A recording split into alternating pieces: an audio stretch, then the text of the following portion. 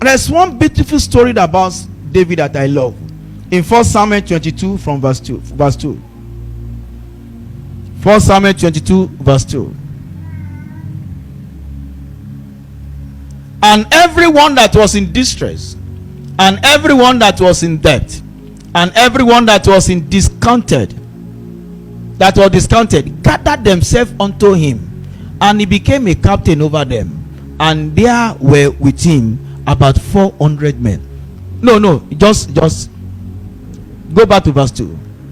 See what the kind of woman being that gather, and David became their captain. Everyone that was in distress. You know what I mean to be in distress? No hope. Everything finished. Does not even know where to go. Everyone that was in debt. You don't borrow money. One pastor said, he said, sir, I need to pack out of that community where I'm living. I said, why? He said, now I walk in shame. So what happened? He said, I have borrowed money everywhere. Saying, I have borrowed money, borrow gari, borrow rice, borrow beans, borrow everything just for my family to survive. And please come back to that place. And he said, everyone in debt, everyone that was discontented, gathered together. Amen. Gathered together unto him. And David became the commander-in-chief of people that have no hope in life.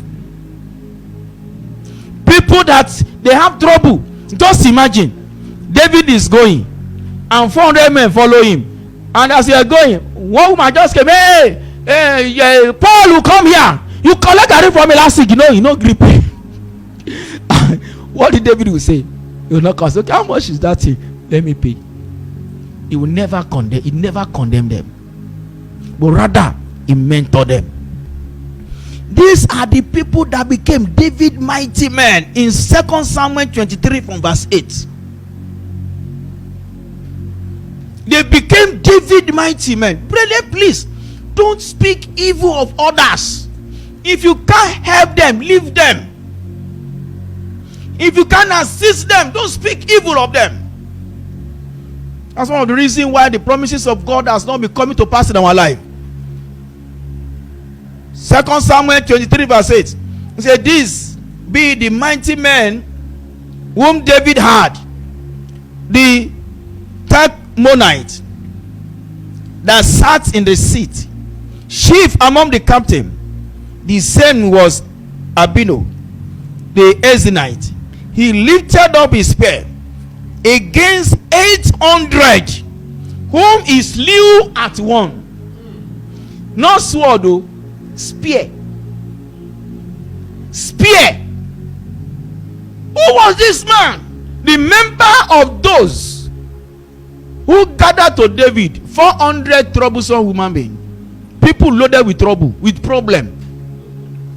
Nobody's in town. Verse 9. And after him, look at their record. Look at their record. One man killed 800 men. They said not him alone could do such a thing. After him was Eleazar, the son of Dodo, a Hohite, one of the three mighty men with David, when he defied the Philistines that were there, gathered together to battle, and the men of Israel were gone away. Only him remained.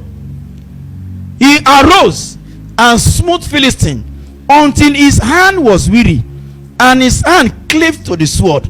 And the Lord wrought a great victory that day, and people returned after him only to spoil, only to carry prosperity. He fought to the extent that sword cleaved to his hand, and when he tried to drop sword, God say, I stay too long here, stick there.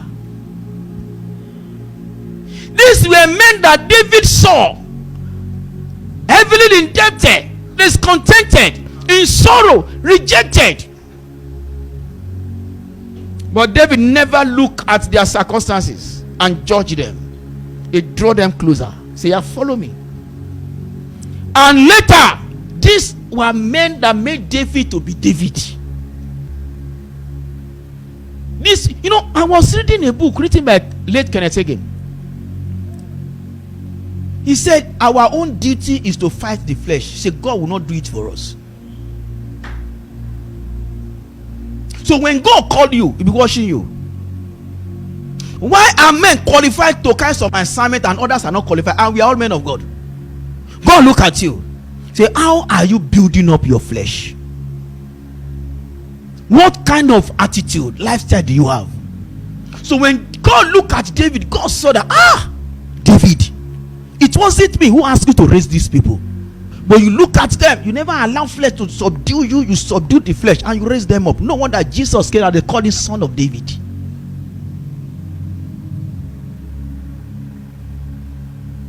These people became mighty men because David never rejected them.